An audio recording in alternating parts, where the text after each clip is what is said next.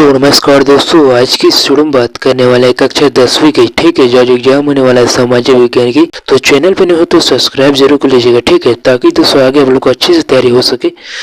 तो चलिए दोस्तों, सबसे पहले नीचे की ओर आता है। ठीक है, सबसे पहला प्रश्न यहाँ पर बोला गया है कि निम्नलिखित में से कौन जैव संसाधन का उदाहरण है। ठीक है, तो पहला प्रश्न बोला गया जिसका राइट आंसर हो जाएगा ऑप्शन नंबर ए हो जाएगा। ठीक है, जो मनुष्य है जो जैव संसाधन का उदाहरण है, जो बाकी है जो अजैव है।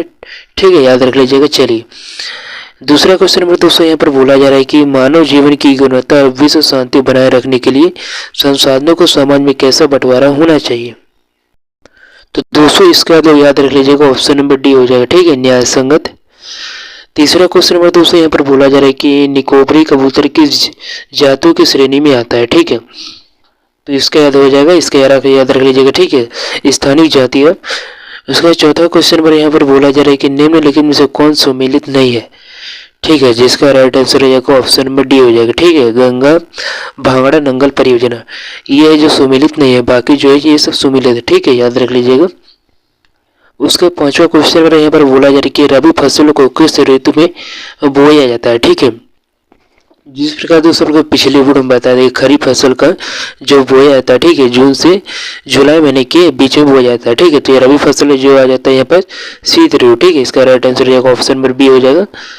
ठीक है, चलिए अगला क्वेश्चन में छठा यहाँ पर बोला जा रहा है कि चाय किस प्रकार की कृषि का उदाहरण है।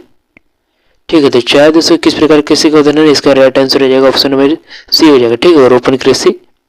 चलिए अगला नंबर सातवां क्वेश्चन में यहाँ पर बोला जा रहा है कि झारखंड की गुआ नवा मुंडी में कौन सा खनिज पाया जाता है।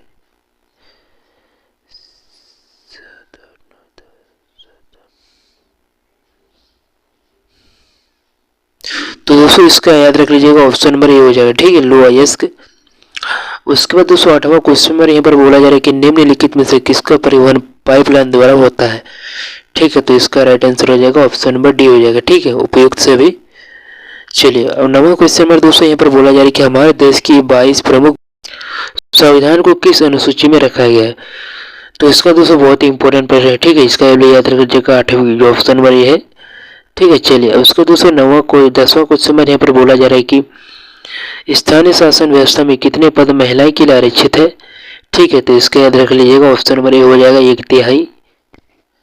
ठीक है, 11वां क्वेश्चन में दोस्तों नीचे की ओर बोला जा रहा है कि अमेरिका में नागरिक अधिकार आंदोलन कब हुआ। ठीक है, तो बहुत इंपॉर्टेंट प्रश्न, तो इसका याद रख लीजिएगा ऑप्शन नंबर बी हो जाएगा। ठीक है, 1954 से 1968।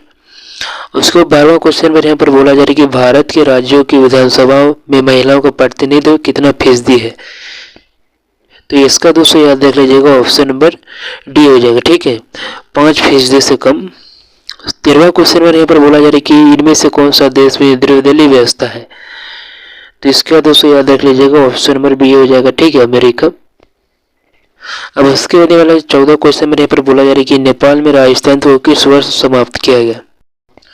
तो इसका दोस्तों राइट आंसर हो जाएगा ऑप्शन नंबर बी हो जाएगा। ठीक है, 2008। उसके दोस्तों 15वां क्वेश्चन में यहाँ पर बोला जा रहा है कि बोलिविया में पानी के निजीकरण के खिलाफ आंदोलन की अगुवाई किस संगठन ने किया था। तो इसका राइट आंसर हो जाएगा ऑप्शन नंबर ए हो जाएगा। ठीक है, फुटिकोर। चलिए अब उसको दोस्तों यहाँ पर 16वां क्वेश्चन में बोला जा रहा है कि केरल में शिशु मृत्यु दर कम होने का एक कारण निम्नलिखित में से कौन सा है। ठीक है, तो दोस्तों शिशु मृत्यु दर से एक प्रश्न आपको आने वाला। ठीक है, ये बात याद रख लीजिएगा। इसका दोस्तों राइट आंसर हो जाएगा ऑप्शन नंबर सी हो जाएगा। ठीक है, शिक्षा एवं स्वास्थ्य जैसी मौलिक सुविधाओं की प्राप्त उपलब्धता। ठीक है, चलिए 17वां क्वेश्चन पर यहाँ पर बोला जा रहा है कि निम्नलिखित किसी संगठित क्षेत्र में नियोजित कहा जाता है। ठीक है, तो यहाँ पर दोस्तों इसका राइट आंसर हो जाएगा ऑप्शन नंबर बी हो जाएगा। ठीक है, बहुराष्ट्रीय कंपनियों का स्थायी कर्मचारी। ठीक है दोस्तों, ये दोस्तों कुछ 17 मोस्ट इंपोर्टेंट क्वेश्चन। ठीक है, जो आपके एग्जाम में भरने की संभावना है। और दोस्तों ऐसी नए वीडियो के लिए मिलते हैं नेक्स्ट वीडियो में, सब्सक्राइब भी कर लीजिएगा।